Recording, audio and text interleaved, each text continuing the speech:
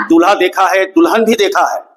अब ये बताइए कि अगर दूल्हा दुल्हन बिना सजे सवरे शादी के दिन बैठ जाए मंडप में या जयमाल पर, तो कैसा लगेगा? नहीं अच्छा लगेगा। यानी उनका सजना संवरना बहुत जरूरी है, ताकि जो भी शादी ब्याह में लोग आए हैं उनको अच्छा लगे। उसी तरीके से हिंदी जब हम लिखते हैं तो अक्षर का भी श्रृंगार होता होगा। कितने लोगों की लिखावट बहुत सुंदर लगती है, मन मोहित हो जाता है एकदम से देखते ही।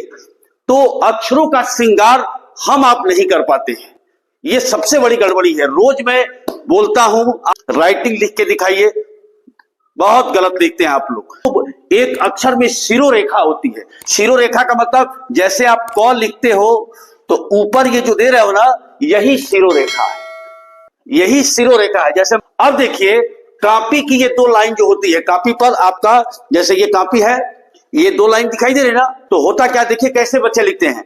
इन दोनों लाइनों के बीच में शिरोरेखा लाइन पर नहीं है, इधर है। तो ये तरीका गलत है।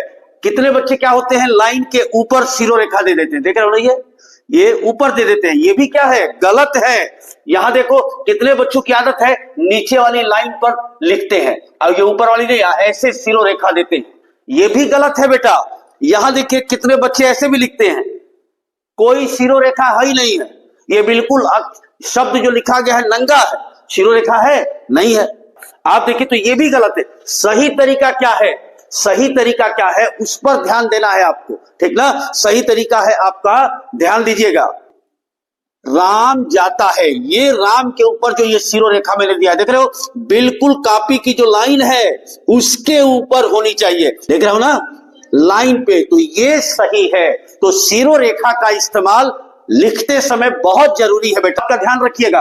अब देखिए कुछ अक्षर ऐसे होते हैं, कुछ अक्षर ऐसे होते हैं जिस पर शिरोरेखा, जैसे ध, थ, छ, अ, इस पर शिरोरेखा केवल आधा, यहां केवल पाई पर लगता है। इस पाई पर भी मैं एक दिन क्लास लूंगा, तो ये सही है।